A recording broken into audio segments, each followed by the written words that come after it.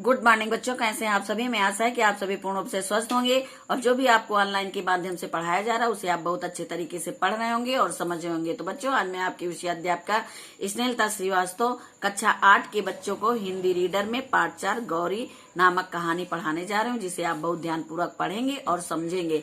तो जिन बच्चों के पास किताबें हैं वो अपनी किताब में पाठ 4 गौरी कहानी खोलकर बैठ जाएं और एक एक लाइन पढ़ें, क्योंकि हम एक एक लाइन पढ़ाएंगे। हम पूरी स्टोरी एक साथ बता सकते हैं, लेकिन उस स्टोरी को बताने से आप उसके प्रश्नों के उत्तर नहीं ढूंढ पाएंगे, इसलिए आप एक एक लाइन को पढ़ें। और जिन बच्चों के पास किताबें नहीं हैं वो वीडियो देखें, वीडियो में आपको पूरी किताब दिखाई पड़ेगी, आप उसे पढ़ लेंगे।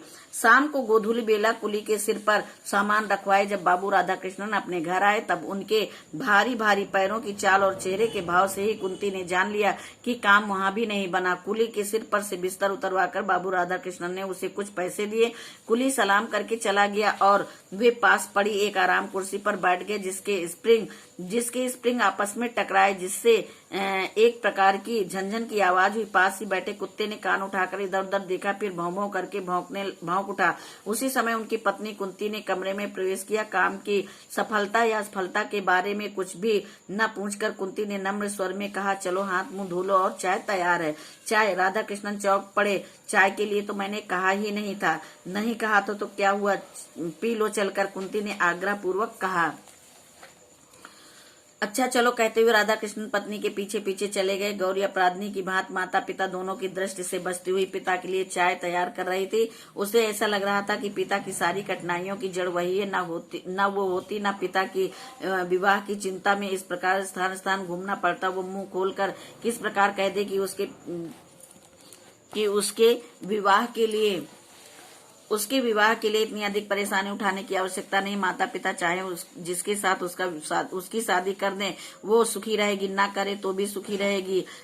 जब विवाह के लिए उसे जरा भी चिंता नहीं, तब माता पिता इतने परेशान क्यों रहते हैं। गौरी ये नहीं समझ पाती थी। कभी कभी वो सोचती, क्या मैं माता पिता को इतनी भारी हो गई हूँ, रात दिन सिवाय विवाह के उन्हें और कुछ सोचता ही नहीं। तब आत्मग्लानि और क्षोभ से गौरी का रोम रोम व्यथित हो उठता। उसे ऐसा लगता कि धरती फटे और वो उसमें समा जाए, किंतु ऐसा कभी नहीं हुआ।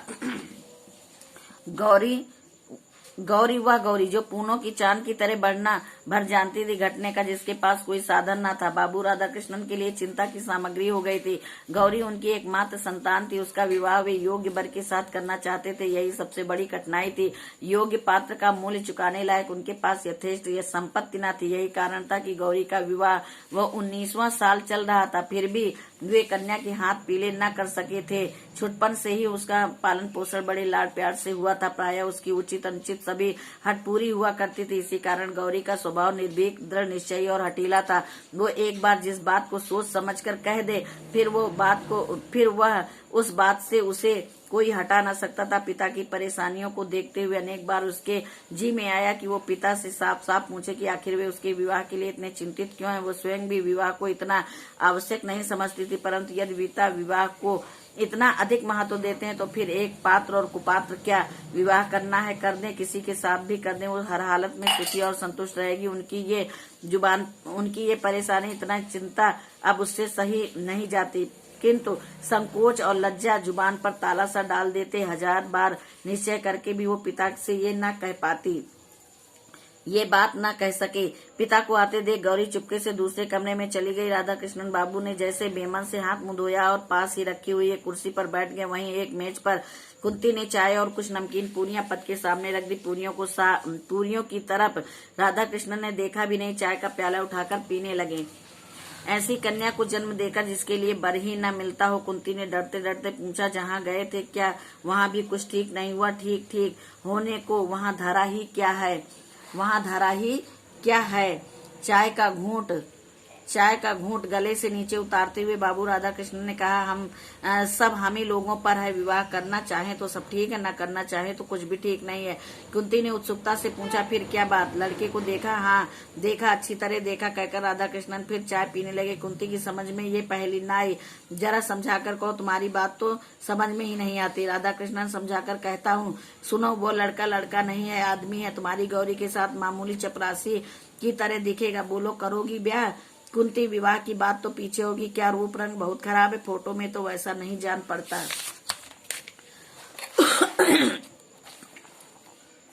जान पड़ता राधा कृष्णन रूप रंग नहीं, रहन सहन बहुत खराब है। इतनी सिधाई भी तो अच्छी नहीं होती कि जिसके पीछे आदमी न दिखे। और फिर उम्र भी तो अधिक है, 35-36 साल का, साथ ही 2 बच्चे भी हैं। उन्हीं बच्चों को संभालने के लिए तो विवाह करना चाहते, नहीं तो शायद न करते। उनकी दूसरी शादी है, वे अपने बच्चों के लिए एक धाय चाहते हैं, पर मेरी लड़की की तो दूसरी शादी नहीं है और वे तो साफ साफ कहते हैं कि मैं बच्चों के लिए विवाह करना चाहता हूँ। कुंती ने कहा, जिन्हें दूसरी शादी करनी होती वे सब बच्चों के बहाने ही तो शादी करते हैं। राधा कृष्णन, अरे नहीं नहीं, वो आदमी कपटी नहीं है जिसके भीतर कुछ और बाहर कुछ और ही हो नहीं सकता। हृदय तो उसका दर्पण की तरह साफ है, पर उसका खादी का कुर्ता, गांधी टोपी, फटे चप्पल देखकर जी हिचकता है। वो कहीं नेता बनकर व्याख्यान देने लायक तो है, पर किसी के घर दूल्हा बनकर जाने लायक नहीं है। इसके अलावा 30 रुपए कुल उसकी तनख्वाह है। कांग्रेस दफ्तर में सेक्रेटरी का काम करता है, 3 बार जेल जा चुका है, किस दिन चला जाता है कुछ ठिकाना नहीं। कुंती, आदमी तो बुरा नहीं जान पड़ता। राधा कृष्णन, बुरा आदमी तो मैं भी नहीं कहता उसे, पर वो गौरी का पति होने लायक नहीं है, सच बात ये है। कुंती, फिर तुमने क्या कह दिया? राधा कृष्णन, क्या कह देता? उन्हें बुला आया हूँ, अगले इतवार को आएंगे, जिससे तुम भी देख लो। और वो आने के लिए भी तो बड़ी मुश्किल से तैयार हुए। कहने लगे, नहीं साहब, मैं लड़की देखने नहीं जाऊंगा। इस तरह लड़की देखकर मुझसे किसी लड़की का अपमान नहीं किया जाता। फिर जब मैंने उन्हें समझाकर कहा कि आप लड़की को देखेंगे, लड़की और उसकी माँ आपको देख लेंगी, तब कहीं वो मुश्किल से राजी हुए। गौरी दरवाजे की आड़ में खड़ी पिताजी की सारी बातें सुन रही थी। जिस व्यक्ति के प्रति उसके पिता इतने असंतुष्ट और उदासीन थे, उसके प्रति गौरी के हृदय में अनजाने ही कुछ श्रद्धा के भाव जागृत हो गए। राधा कृष्णन बाबू पान का बीड़ा उठाकर अपनी बैठक में चले गए और उसी रात फिर उन्होंने अपने कुछ मित्रों और रिश्तेदारों को गौरी के लिए योग्य वर तलाशने को कई पत्र लिखे। अगला इतवार आया। आज ही बाबू सीताराम जी गौरी को देखने या अपने आप को दिखाने आएंगे। राधा कृष्णन जी ने ये पहले से ही कह रखा है कि किसी बाहर वाले को कुछ ना मालूम पड़े कि कोई गौरी को देखने आते हो। ये बात कुछ गुप्त रखी गई है। घर के भीतर ही आंगन में ही उनके बैठने का प्रबंध किया गया। 3-4 कुर्सियों के बीच में एक मेज है, जिस पर एक साफ धुला हुआ खादी का कपड़ा बिछा दिया गया है, परंतु बहुत ही साधारण सा आयोजन है। सीताराम जी सरीखे व्यक्ति के लिए विशेष आडंबर की आवश्यकता भी तो न थी। यथा समय सीताराम जी अपने दोनों बच्चों के साथ आए। बच्चे भी वही खादी के कुर्ते और हाफ पैंट पहने थे, न जूता, न मोजा, न किसी प्रकार का ठाट बाट, पर दोनों बड़े प्रसन्न और बड़े हंसमुख आकर घर में इस प्रकार खेलने लगे जैसे इस घर में वे चिर परिचित हों। कुंती एक तरफ बैठी थी। बच्चों के कोलाहल से परिपूर्ण घर उसे क्षण भर के लिए नंदन कानन सा जान पड़ा। उसने मन ही मन सोचा, कितने अच्छे बच्चे हैं, यदि बिना किसी प्रकार का संबंध बनाए सीताराम जी इन बच्चों को संभालने का भार उसे सौंप दे तो खुशी खुशी ले ले। वह बच्चों के खेल में इतनी तन्मय हो गई कि क्षण भर के लिए भूल बैठी कि सीताराम जी बैठे हैं और उससे भी कुछ बातचीत करनी है। उसी समय अचानक छोटे बच्चे को जैसे याद आ गया हो, दौड़कर पिता के पास गया, उनके पैरों के बीच में खड़ा होकर बोला, बाबू तुम तो कहते थे ना माँ को दिखाने ले चलते हैं, माँ कहाँ है बताओ।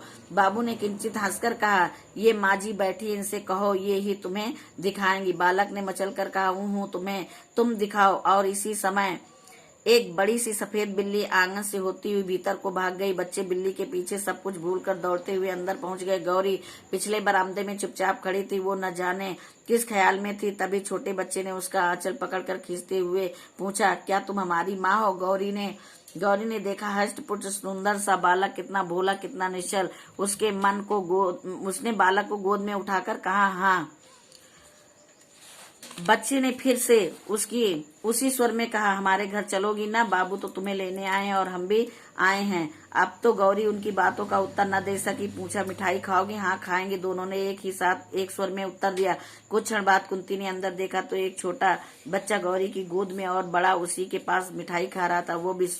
एक विश्वास के साथ कुंती बाहर चली गई और थोड़ी देर बाद ज्यों ही गौरी ने ऊपर आंख उठाई, उसके माता पिता दोनों को सामने खड़ा पाया। पिता ने स्नेह के स्वर में पुत्री से कहा, बेटी जरा चलो, चलती हो ना? गौरी ने कोई उत्तर न दिया। उसने बच्चों का हाथ मुंह धुलाया, उन्हें पानी पिलाया और फिर माँ के पीछे पीछे बाहर चली गई। बच्चे अब भी उसी को घेरे थे, वे उसे छोड़ना नहीं चाहते थे। बड़ी मुश्किल से सीताराम जी ने उन्हें बुलाकर कुछ देर तक अपने पास मुश्किल से सीताराम जी उन्हें बुलाकर कुछ देर तक अपने पास बिठा सके, किंतु जरा सा मौका पाते ही वे फिर गौरी के आसपास बैठ गए। पिता के विरुद्ध उन्हें कुछ नालिशें भी दायर करनी थी जो पिता के पास बैठकर ना कर सकते थे। छोटे ने कहा, बाबूजी हमें कभी खिलौने नहीं लेने देते हैं। बड़े ने कहा, मिठाई भी तो कभी नहीं खिलाते। छोटा बोला और हमें छोड़कर दफ्तर चले जाते हैं, दिन भर नहीं आते। बाबू अच्छे नहीं हैं। माँ तुम चलो, नहीं तो हम भी यहीं रहेंगे। सभी को हंसी आ रही थी। कुंती ने कहा, तो तुम भाई यहीं रह जाओ, बाबू को जाने दो ना। ठीक है, काफी देर हो गई है। देखकर सीताराम जी ने कहा, समय बहुत हो चुका है, अब चलूंगा, नहीं तो रात की ट्रेन न मिल सकेगी। फिर राधाकृष्णन शाम की ट्रेन न मिल सकेगी। फिर राधाकृष्णन जी की तरफ देखकर कहा, आप लोगों से मिलकर बड़ी प्रसन्नता हुई। लड़की तो आपकी साक्षात लक्ष्मी है और यह मैं जानता था कि आपकी लड़की ऐसी होगी, इसलिए देखने को आना नहीं चाहता था। फिर कुछ ठहर कर बोले, और सच बात तो यह है कि मुझे पत्नी की उतनी जरूरत नहीं जितनी इन बच्चों को जरूरत है एक माँ की। मेरा क्या ठिकाना, आज बाहर हूँ तो कल जेल में। मेरे बाद इनकी देखरेख करने वाला कोई नहीं रहता। यही सोच सोचकर विवाह को तैयार हो सका हूं, अन्यथा इस उम्र में विवाह कहकर वे स्वयं हंस पड़े। राधा कृष्ण ने मन ही मन सोचा ये तो मेरी लड़की और इनके बच्चों की धाय बनकर जाएगी। कुंती ने सोचा कोई भी स्त्री ऐसे बच्चों का लालन पालन अपना जीवन सार्थक बना सकती है। गौरी ने मन ही मन इस महापुरुष के चरणों में प्रणाम किया और बच्चों की ओर ममता भरी दृष्टि से देखा। जैसे यह दृष्टि कह रही थी कि किसी विलासी युवक की पत्नी बनने से अधिक मैं इस भोले भाले बच्चों की मां बनना पसंद करूंगी। सीताराम जी को जाने के लिए प्रस्तुत देख बच्चे फिर गौरी से लिपट गए। यदि राधा कृष्णन झूठ ही सही एक बार भी कहते कि बच्चों को छोड़ जाओ, तो सीताराम जी बच्चों को छोड़कर निश्चिंत होकर चले जाते। परंतु इस ओर से जब ऐसी कोई बात न हुई तो बच्चों को सिनेमा, सर्कस, मिठाई के प्रलोभन देकर बड़ी कठिनाई से गौरी से अलग करके वे ले जा सके। जाते समय सीताराम जी को पक्का विश्वास था कि विवाह होगा, केवल तारीख निश्चित करने भर की देरी है। सीताराम जी उस पत्र की प्रतीक्षा में थे जिससे विवाह की निश्चित तारीख लिखकर आने वाली थी। देश की परिस्थिति, गवर्नमेंट का रुख और महात्मा जी के वक्तव्यों को पढ़कर वे जानते थे कि निकट भविष्य में फिर सत्याग्रह संग्राम छिड़ने वाला, न जाने किस दिन उन्हें फिर जेल का मेहमान बनना पड़े। पिछली बार जब गए थे तब उनकी बूढ़ी बुआ थी, पर अब तो वे भी नहीं रही। यह कहारिन क्या बच्चों को देखभाल कर सकेगी? बच्चों की उन्हें बड़ी चिंता थी और बच्चे भी सदा ही माँ की रट लगाए रहते थे। उन्होंने फिर से पत्र बाबू राधा कृष्णन को शीघ्र ही तारीख निश्चित करने के लिए लिख भेजा। उधर राधा कृष्णन जी दूसरी ही बात तय कर रहे थे। उन्होंने सीताराम जी के पत्र के उत्तर में लिख भेजा कि गौरी की माँ पुराने ख्याल किए वे बिना जनपत्री मिलवाए विवाह नहीं करना चाहती, अतएव आप अपनी जनपत्री भेज दें। पत्र पढ़ने के साथ ही सीताराम जी को समझने में देरी न लगी कि वो विवाह न करने का केवल बहाना मात्र है, किंतु फिर भी उन्होंने जनपत्री भेज दी। जनपत्री भेजने के कुछ ही दिन बाद उत्तर भी आ गया कि जनपत्री नहीं मिलती, इसलिए विवाह न हो सकेगा, क्षमा कीजिए। बाबू राधा कृष्णन को गौरी के लिए दूसरा वर मिल गया था जो उनकी समझ में गौरी के बहुत योग्य था। धनवान ये भी अधिक न थे, पर अभी नायब तहसीलदार के पद पर नियुक्त हुए थे। आगे और भी उन्नत की आशा थी। बीए पास थे, देखने में अधिक सुंदर न थे, बदशक्ल भी कहे नहीं जा सकते थे, पर पुरुषों की भी कहीं सुंदरता देखी जाती है। उम्र कुछ अधिक न थी, यही 24-25 साल। लेने देने का झगड़ा यहाँ भी न था। पहली शादी थी और माँ बाप भाई बहन से भरा पूरा परिवार था। राधा कृष्णन जी इससे अधिक चाहते भी क्या थे। ईश्वर को उन्होंने कोटि सा धन्यवाद किए जिसकी कृपा से ऐसा अच्छा वर उन्हें गौरी के लिए मिल गया। विवाह आगामी आषाढ़ में होना निश्चित हुआ। दोनों तरफ से विवाह की तैयारी हो रही थी। राधा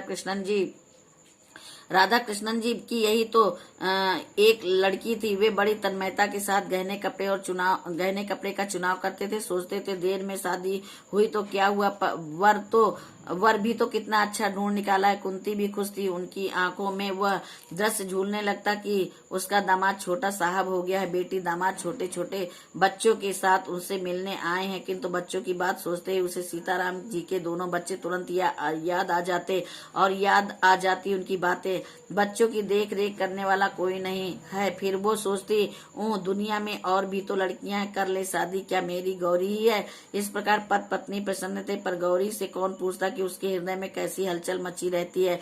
रह रहकर उसे उन बच्चों का भोला भाला मुंह और मीठी मीठी बातें याद आ जाती और उसके साथ ही याद आ जाते विनयी, नम्र और सादगी और प्रतिमा सीताराम जी। उनकी याद आते ही श्रद्धा से गौरी का माथा अपने आप ही झुक जाता।